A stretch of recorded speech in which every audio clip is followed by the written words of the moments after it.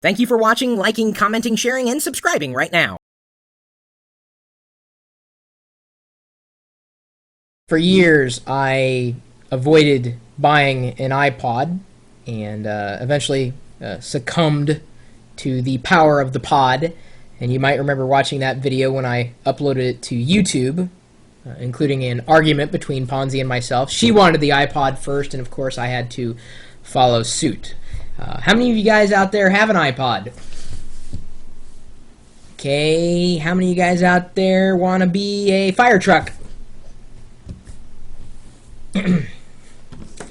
This is my iPod. Of course, it doesn't get much play these days because this is also my iPod, which is also my phone. The future of portable music, I believe, is in the phone, the mobile device, rather than a standalone. Some people would disagree, but that's just my opinion. My pockets are kind of small, and if you've seen my family photo, you know exactly what I'm talking about. Not that I have, anyway. So we had a community member at large, Jared Eberly, decide to take me up on my offer. I asked the community if they had top 5 tips for anything related to technology. He submitted top 5 tips for, that's right, the iPod. And it was very, very nice to see because I know that people on an increasing basis are getting a hold of iPods, whether they're getting them as gifts, they're buying them outright, so on and so forth. So I figured, well, why not read off his list? Actually, let me take that back. It's not Jared.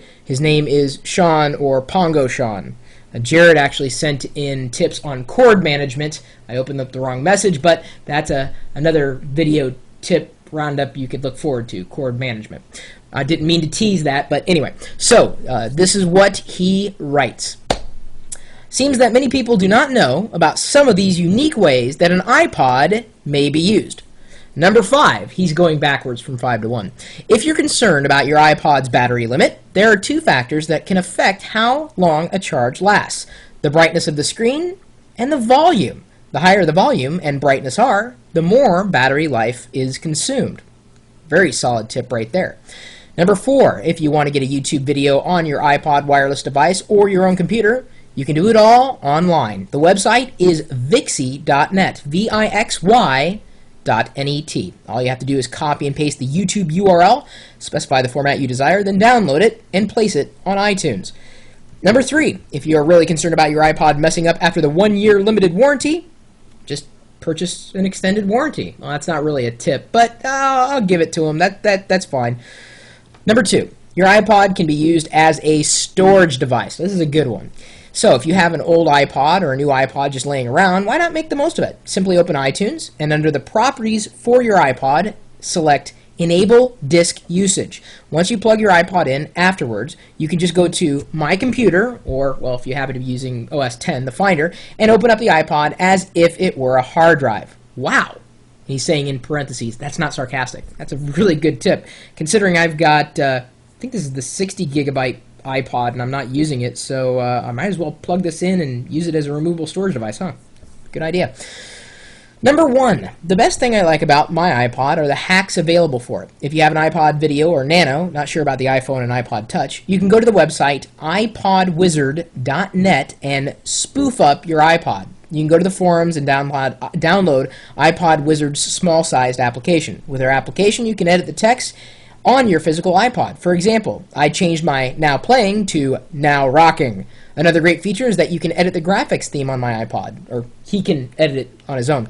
There are various themes that vary from a Windows Vista theme to a Puma theme. They're all user-made, so if someone is nice enough, they can make you a custom theme.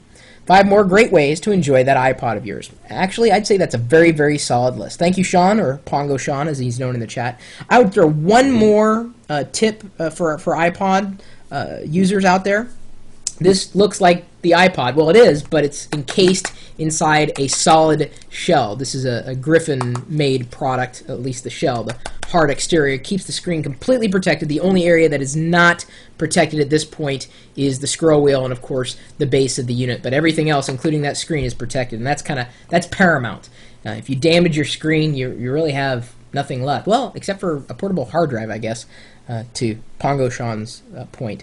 So, as I said in the beginning, I'm looking for any kind of top 5 tips you might have about any bit of technology, and how I accidentally teased there that there's one video that we're going to be doing on cord management coming up, another top 5 submitted by a community member. If you have a top 5 list of technology tips, whatever it happens to be, hardware, software, internet, security, whatever, you name it, as long as it's tech related in some way, shape, or form, best ways, top X